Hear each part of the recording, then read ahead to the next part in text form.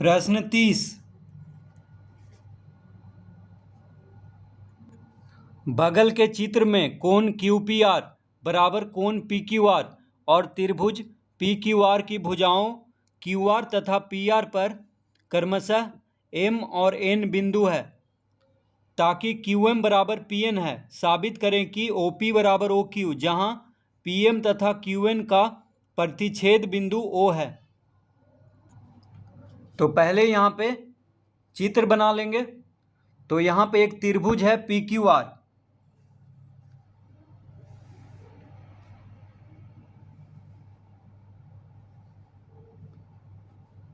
PQR। तो PQR एक त्रिभुज है यहाँ पे। अब कह रहा है कि कोण QPR देखिए, ये जो कोण है कोण QPR, तो कोण QPR बराबर कोण PQR। तो ये दोनों कोण क्या है, बराबर है। QPR ये हो गया और PQR कोण ये हो गया, तो ये दोनों कोण बराबर है, दिया हुआ है।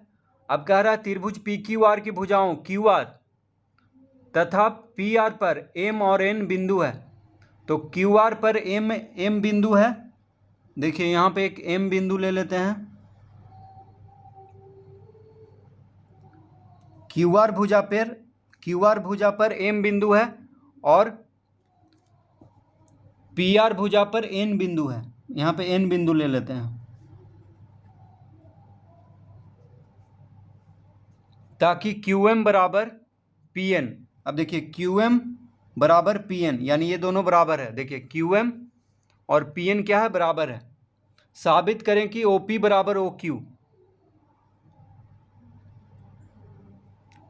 अब PM और QN को पहले मिला लेंगे।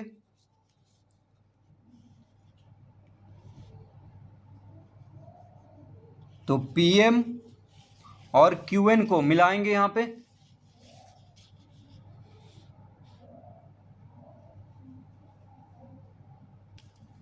इस तरह से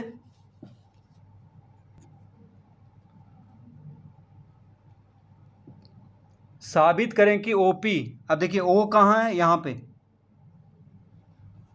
जहाँ पे PM और QN रेखा जहाँ पे प्रतिच्छेद कर रहा है यानी मिल रहा है, वहाँ पे O बिंदु है। तो हमको साबित करना है OP बराबर OQ। देखिए OP बराबर OQ, ये साबित करना है। तो सबसे पहले हम यहाँ पे लिखेंगे, दिया है, क्या क्या दिया हुआ है। तो दिया है कि कोण QPR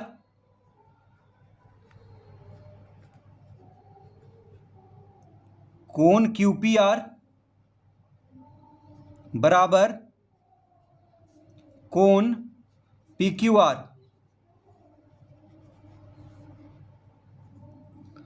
कोण QPR बराबर कोण PQR, ये दिया हुआ है। QPR ये जो कोण है, ये पूरा QPR ये कोण बराबर है कोण PQR के, PQR यानी ये कोण पूरा। तो इसको हम पहला लिख लेंगे क्योंकि आगे काम देगा। और क्या दिया हुआ है, QM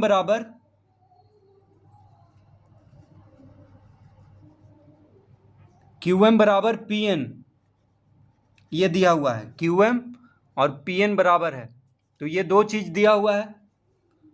तो लिखेंगे अब त्रिभुज PQN और त्रिभुज QPM में, अब देखिए त्रिभुज PQN और त्रिभुज QPM को सर्वासम सिद्ध करेंगे। तो त्रिभुज PQN कहाँ पे है, PQN देखिए इस त्रिभुज को PQN इस त्रिभुज को, और QPM देखिए ये दोनों त्रिभुज को सर्वासम सिद्ध करेंगे। एक हो गया PQN और एक हो गया QPM।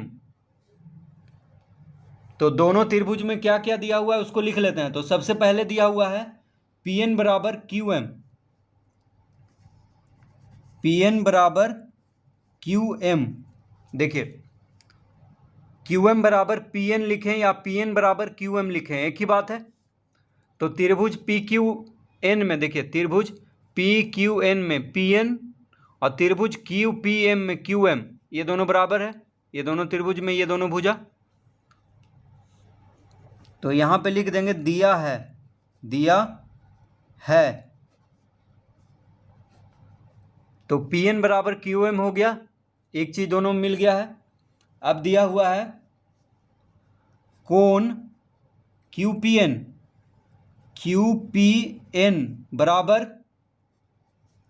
कोण पी क्यू एम। ये कैसे हुआ? तो लिखेंगे पहला से, पहला से। अब देखिए पहला में हम क्या लिखे थे? पहला में क्या दिया हुआ था? कोण क्यू पी आर बराबर कोण P Q R. Q P R, देखिए क्यू पी आर ये कोण हुआ, ये पूरा, ठीक है, बराबर कोण P Q R, P Q R ये वाला कोण, ये पूरा। तो त्रिभुज पी क्यू एन में देखिए, त्रिभुज पी क्यू एन में, पी क्यू एन में कोण क्यू पी एन, कोण क्यू पी एन इसको कहेंगे क्यू पी आर कहें। देखिए इस कोण को क्यू पी आर कहें या क्यू पी एन कहें, एक ही बात है। क्यू पी आर या क्यू पी एन कहें, एक ही बात है इस कोण को। तो त्रिभुज पी क्यू एन में कोण क्यू पी एन बराबर हो जाएगा त्रिभुज क्यू पी एम में। अब देखिए त्रिभुज क्यू पी एम में कोण P Q M, P Q M. तो इस कोण को कोण पी क्यू आर भी कर सकते हैं या कोण पी क्यू एम भी कर सकते हैं इस कोण को, ठीक है। तो ये दोनों कोण बराबर है दोनों त्रिभुज का। तो त्रिभुज पी क्यू एन में कोण क्यू पी एन और त्रिभुज क्यू पी एम में कोण पी क्यू एम बराबर हो गया, ये दिया हुआ है। अब क्या दिया हुआ है? तो पी क्यू बराबर क्यू पी, ये कैसे हुआ? तो उभयनिष्ठ, उभयनिष्ठ। तो पी क्यू जो है उभयनिष्ठ है दोनों त्रिभुज में। तो देखिए त्रिभुज पी क्यू एन में, देखिए पी क्यू एन में पी क्यू, त्रिभुज पी क्यू एन में भी पी क्यू आ रहा है और त्रिभुज क्यू पी एम में भी पी क्यू आ रहा है, ठीक है। तो ये भुजा जो है दोनों त्रिभुज में है। तो पी क्यू कहें चाहे क्यू पी कहें, एक ही बात है। तो देखिए पी क्यू एन में पी क्यू इधर से लिए हैं, देखिए पी क्यू सीधा पहला और दूसरा अक्षर, उसी तरह क्यू पी एम में क्यू पी, ठीक है। तो क्यू पी कहें चाहे पी क्यू कहें, एक ही बात है। तो पी क्यू बराबर क्यू पी हो गया। तो देखिए तीन चीज मिल गया है, भुजा कोण भुजा, भुजा मिल गया सबसे पहले, फिर कोण मिल गया, फिर भुजा मिल गया। तो भुजा कोण भुजा से ये दोनों त्रिभुज क्या हो गया? सर्वासम। तो लिखेंगे अतः त्रिभुज पी क्यू एन सर्वासम त्रिभुज क्यू पी एम। कौन सा नियम से हुआ? तो भुजा कोण भुजा, एस से एस नियम से। ये दोनों त्रिभुज हो गया सर्वासम। तो जब त्रिभुज सर्वासम हो गया तो उसका संगत भाग भी सब बराबर हो जाएगा। तो लिखेंगे अतः कोण पी क्यू एन बराबर हो जाएगा कोण क्यू पी एम के। कैसे? तो सीपीसीटी से, सीपीसीटी। अब ये कोण पी क्यू एन और कोण क्यू पी एम कहाँ पे है? तो देखिए कोण P Q N, P Q N, P Q N. तो त्रिभुज पी क्यू एन में कोण क्यू पी क्यू एन इसको कहेंगे। देखिए पी क्यू एन त्रिभुज में कोण पी क्यू एन इसको कहेंगे।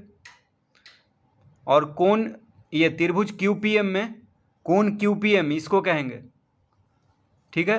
इस कोण को और इस कोण को, ये दोनों कोण क्या हो गया? बराबर।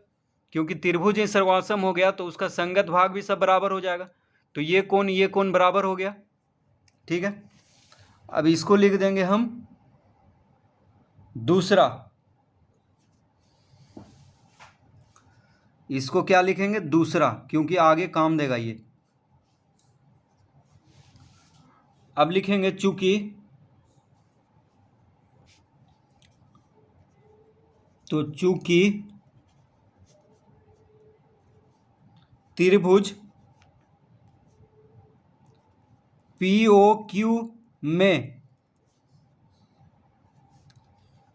त्रिभुज POQ में, अब देखिए त्रिभुज POQ कहाँ पे है? तो देखिए त्रिभुज POQ, ये छोटा वाला जो त्रिभुज है, त्रिभुज POQ, इस त्रिभुज में ये दोनों कोण बराबर हम अभी सिद्ध किए हैं। तो जब किसी त्रिभुज का दो कोण बराबर हो तो उसका सम्मुख भुजा भी बराबर हो जाता है। तो OP बराबर OQ, यही सिद्ध करना था। तो जब कोण बराबर हो गया दोनों त्रिभुज POQ में, तो उसके सम्मुख भुजा यानी OP बराबर OQ हो जाएगा। तो हम यहाँ पे लिखेंगे चूंकि त्रिभुज POQ में कोण PQO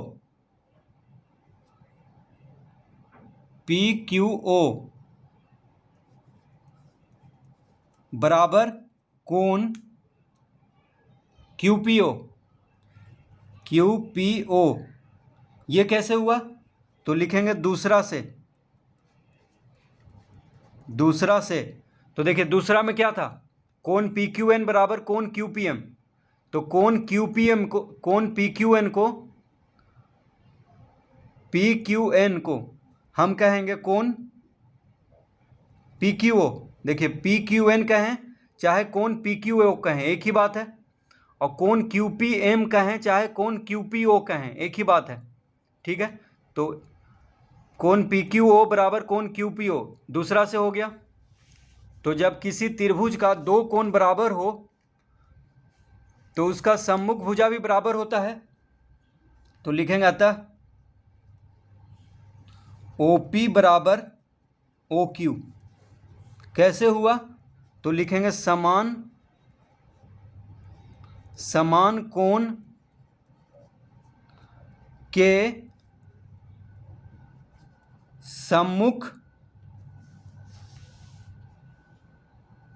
भुजा। समान कोण के सम्मुख भुजा क्या होता है? बराबर। तो OP बराबर OQ, यही सिद्ध करना था।